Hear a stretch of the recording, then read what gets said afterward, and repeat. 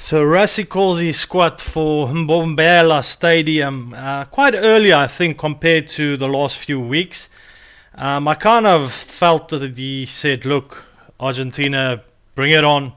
I'll show my cards early. I probably know what you're going to come with. And yes, they will come with, I think, very similar squad to what they played, because obviously they'll feel those guys have got the ability to go win this game in Nelspruit. So what's the changes he's made? Well, personally, just overlook of what he's picked. I do think that it's good changes that he's made, considering that Sasha Feinberg Mngomezulu is injured. So I only learned that news later last week, after my last reaction, kind of that, okay, this guy is injured.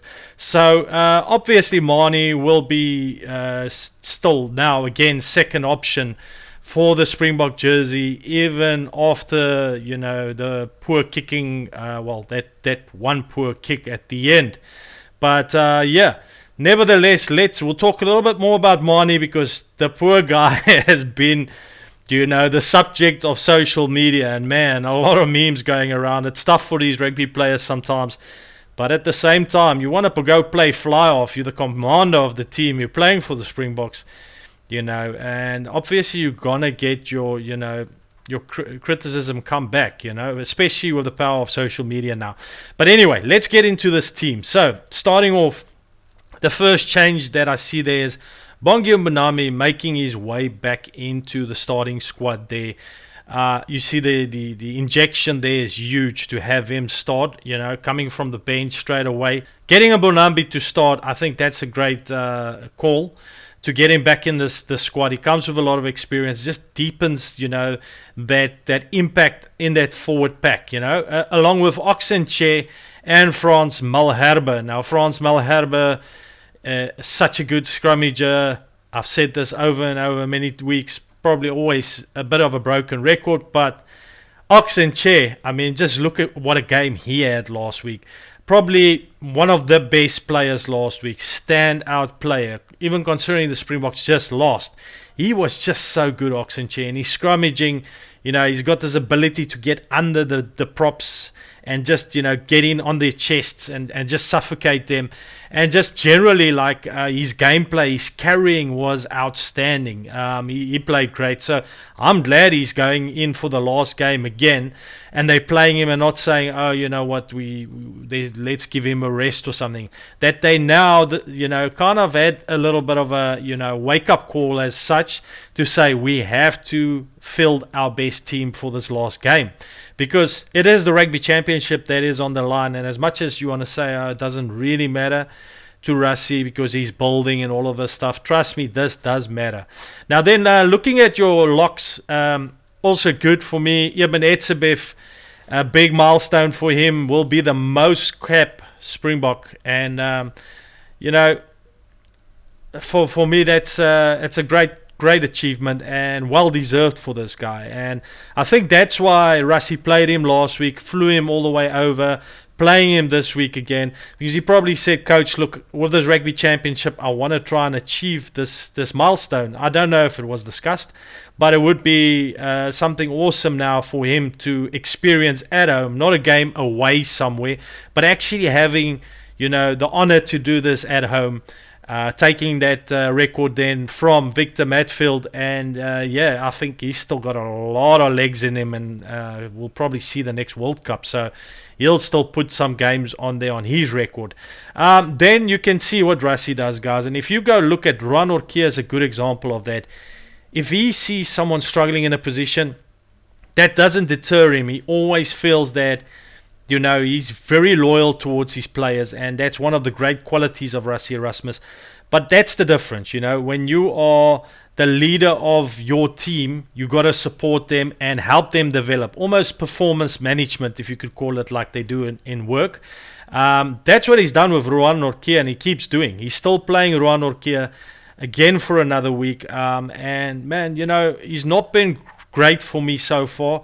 But maybe this is the way to develop him, and maybe this is just a game that he starts finding a little bit of form, But definitely, same as Amani Libbok, he almost it makes me think of performance management. He will keep playing them and might do a little few adjustments, but not that much that he doesn't play these guys. He still believes in them, and he says, don't worry, next week. So it is a great quality from Rassie. But anyway, then moving on to those loose forwards. Now, again, here you see some changes. Sia Kolisi, you could see last week he was sitting there in the coach's box. You could see that was not his environment. He was looking super kind of like, anxious and wanting to get out of that box. And you see second half, he was on the side of the field. Then, of course, Pieter Steph de Toy finding his way back in the team. Another big one. Then again, Jasper Wiese getting his opportunity for another game.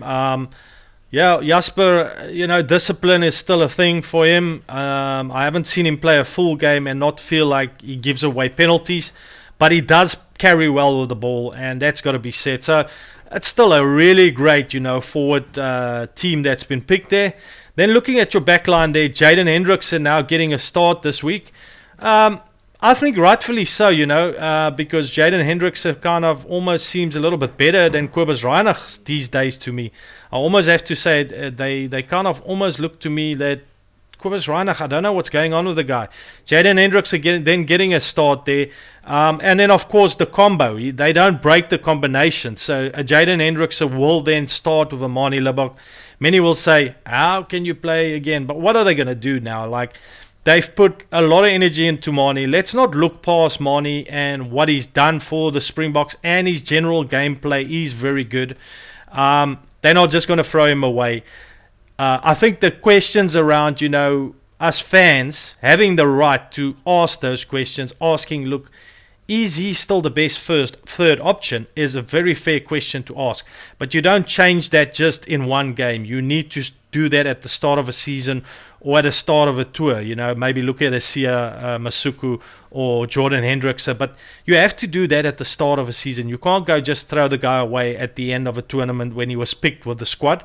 So they are going to play him again. But the one thing that Rassie did, and you can see there, that's again that performance management. He says, okay, Mani, we're not going to put you there in the clutches at the end and put you under that much pressure. We'll put you on first half, but you got to start putting those kicks over. I'm sure it's a discussion, something like this, So he's playing the first half. He is more of a playmaker. So when they still, in the first half, they try and do more of the running rugby. And then towards the second half, I always feel the Springbok pull it back a bit and start playing tighter. So he's playing Mani early in the game when it's still like that, and he can do his play making, and then obviously he's going to want to see him convert those kicks. I can guarantee you he's going to give him the ball again. He's going to give him the tee again. You'd think that he'd look at someone else to kick, but he will not. He's going to keep sticking on Mani because he wants Mani to get it right. So we'll see what Mani does. I'll be honest with you, the way I know Mani, he'll probably not kick everything through because he's kicking rate is, I think, 60% or something. But not under pressure. He can put through most of his kicks. But you go put him in on the second half, the pressure kicks, that's where he struggles. But I'm glad to see him start first half and not second like they did in the World Cup. That's fine to me because you can still afford it early in the games if he misses a kick here and there and slips up a bit with those kind of things. Playmaking, he is really good and he might be able to create some tries and stuff. So Mani Libbok, to me, starting this game, I'm happy to see that rather than him coming up second half. And then you got obviously Pollard from that bench to bring the impact and close down the game in those pressure situations. Then of course you got your two wingers, Kurtley Arends again. Best choice. They have no issues picking him again, and he's still fit and well. And then the big change and rightful change to make is, I think, Magazolo Mapimpi being dropped for Cheslin Colby without a doubt. So Cheslin Colby, just to me, closes down space much quicker on his defense. Magazolo leaves that space open a bit, and Argentina found the wide spaces, playing around the rush defense, finding the wide spaces, and I just feel Cheslin Colby is a lot better to close down that space. So I think that was another good call from them. And then starting Fassi, nothing wrong there. Fassi hasn't really put a foot wrong much so far in this tournament. So you go look at that whole team, guys. You can't really criticize it with the players that's available right now. Then just looking at that bench quickly, you can see there Malcolm Marks, what an impact player still off the bench. Malcolm just got to get himself right when it comes to his throw-ins with the locks there still seems to be some kind of alignment issues there, you know. I don't know. It's just lately that I've been seeing this with the Springboks with their lineouts. And then you've got there. What I found the most interesting, guys, is look what do we have there on the bench for backup for locks. The big thing that you know is you got Pieter-Steph du Toit that can move into lock, so that Pieter-Steph goes into lock, which is probably not a bad idea, because if you think about it, Pieter-Steph du Toit is probably a better lock than any of the other locks at the moment, you know, Murat and those guys. You can rather move Pieter-Steph du Toit into that lock position. So they're probably going to do that second half, move Pieter-Steph in there. They would just have a big issue if he had to get an injury, but if he doesn't, I mean, that's their backup there. Then Gerard Steenekamp had a good game the last game. He gets another run. And then Vincent Koch as well off the bench. So, yeah, from those forwards, that's good options. And then looking there, Elrich Lowe has been very good off the bench. He's a good carrier. He's still in there. Kwagga Smith, can't go wrong, like I always say. Always has an impact. He will be great off the bench. Kobus Reinach then will obviously be the pairing with Andre Pollard in that second half, where, again, I think that'll be important, and it's good calls. And then, of course, Lucanio now being used as this kind of like utility back, in a sense, in this game. And you see the big decision there. I didn't mention that when I didn't mention the centers. But, you know, for this game, rightfully so again, moving Damian Delulende back into that 12th position with Jesse Kriel on 13, still playing Jesse. And you are kind of seeing now that is not quite a 12. So playing rather from the bench this week. And I think, again, good calls there. Damian Delulende, another very big addition to this team. Just his defense generally is a very good, probably one of the best defenders in the world. So, yeah, good changes. All really good changes. And Mbonambi coming in, good change, you know. Kulise and Pieter-Steph back in, good changes, you know. Damian Delulende back, good changes. Cheslin Colby back in, that's all great changes, you know. Moving Mani Lobak to start versus playing at the end, a good call. You know, there's a lot of changes that makes a lot of sense here, and I think it's a really good team. You can see there again them now this week going for a different option. Not going for the 6-2, but going for the 5-3 call this week with Kobus Reinach, Andre Pollard, and Lucanio on the bench. Could that be costly for them against a team like Argentina? I don't really think so, because if you go look at the way Argentina played against the Boks, it wasn't just this physical upfront game. They were running the ball quite a lot. So the Springboks picking a 5-3, I don't think it's such a bad call.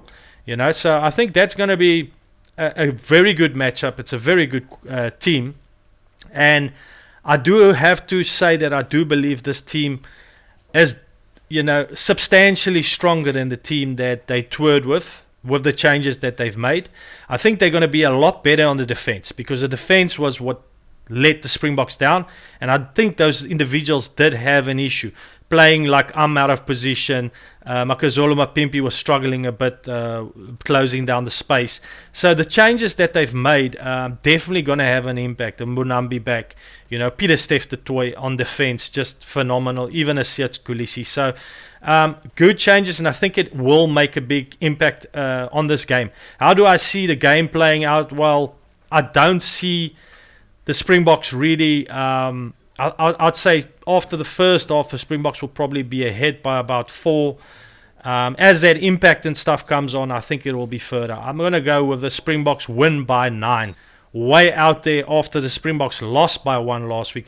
They're playing at home in front of their home crowd. It's a big occasion for Pieter-Steph du Toit, and it's a really, really good team that they're featuring this week. So when you look at everything together...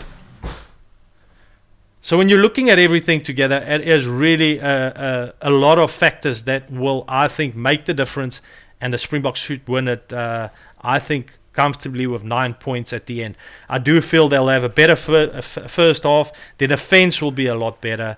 I think it will be better to have someone like Mani do the playmaking at the start and then pull it tight at the end with a Pollard. That's my opinion. I hope you enjoyed it. Hit the subscribe button, and I thank you for watching. Cheers, man. Bye.